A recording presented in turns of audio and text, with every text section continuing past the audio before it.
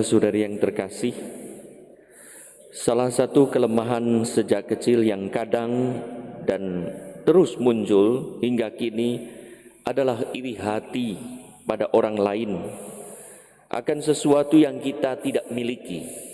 Padahal bisa jadi kita sudah mempunyai banyak hal yang tidak dimiliki oleh mereka yang kepadanya kita iri hati.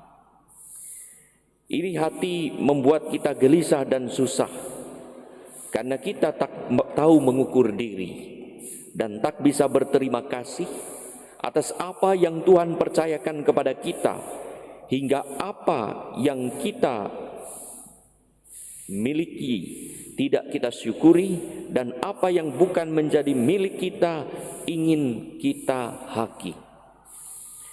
Iri hati menimbulkan rasa benci kepada orang yang kita anggap lebih baik, hingga kita ingin menyingkirkan dan melenyapkannya. Iri hati muncul dari sikap serakah. Itulah pengalaman para kakak yang iri pada Yusuf, hingga timbul rasa benci, bukan karena Yusuf telah berbuat sesuatu yang keji, tetapi karena Yusuf terpuji di hadapan ayahnya.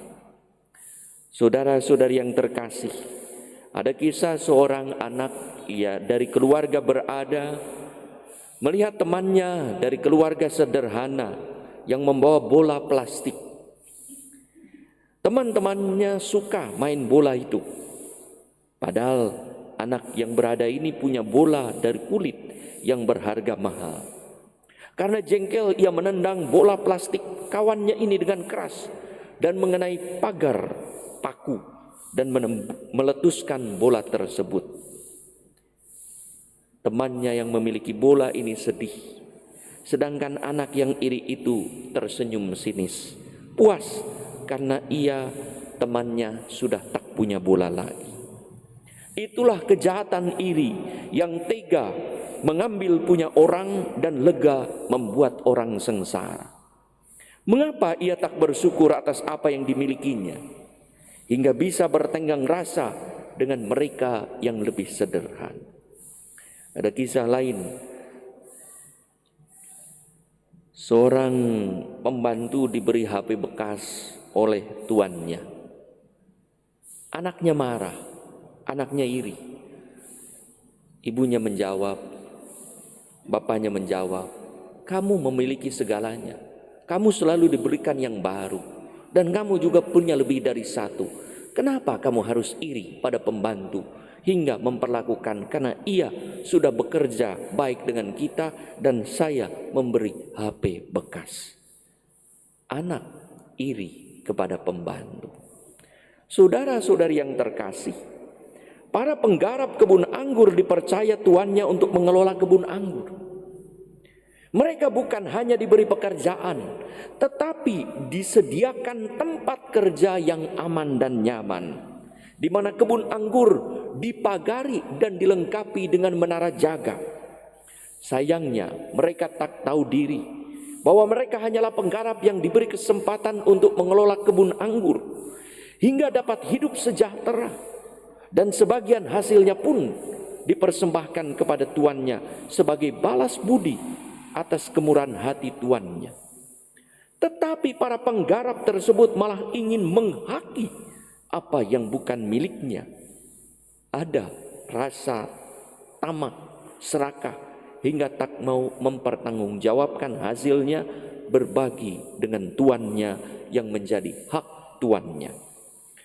Malah menyingkirkan semua utusannya, seolah-olah kebun anggur itu telah menjadi miliknya, dan tuan pemilik adalah perampoknya atau pemalaknya. Terhadap sikap tak tahu diri hingga orang tak tahu berbalas budi, Yesus menegaskan bahwa hak istimewa mengelola apa yang menjadi properti akan diserahkan kepada mereka yang tahu diri serta bisa berterima kasih dan membalas budi dengan menyerahkan apa yang menjadi hak tuannya. Rahmat kerajaan Allah pun akan diambil daripada mereka dan diserahkan kepada mereka yang akan menghasilkan buah.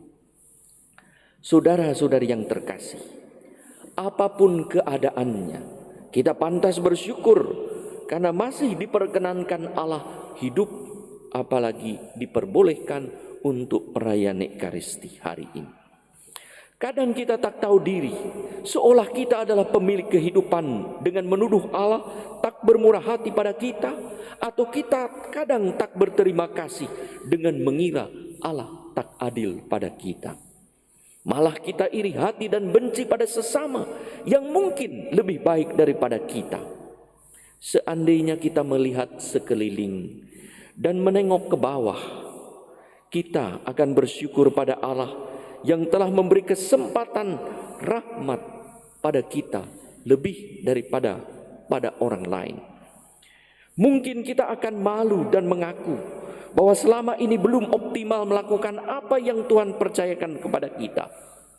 Ternyata ada orang yang diberi lebih sedikit pun daripada kita bisa melakukan kehendak Allah dengan lebih baik, menghasilkan buah yang lebih banyak. Maka saat ada orang baik yang menonjol, ada orang benar yang terpuji, dan ada orang kudus yang suci di sekitar kita, janganlah kita iri hati hingga timbul rasa benci. Tetapi marilah kita mawas diri bahwa Tuhan memberi kepada kita sesuai dengan kehendaknya, agar kita tahu diri dan tahu balas budi serta bersyukur. Jika tidak, bisa jadi apa yang telah dipercayakan kepada kita diserahkan Tuhan kepada orang lain yang mampu dan mau menghasilkan buah yang berlimpah dan mempersembahkannya kepada Tuhan.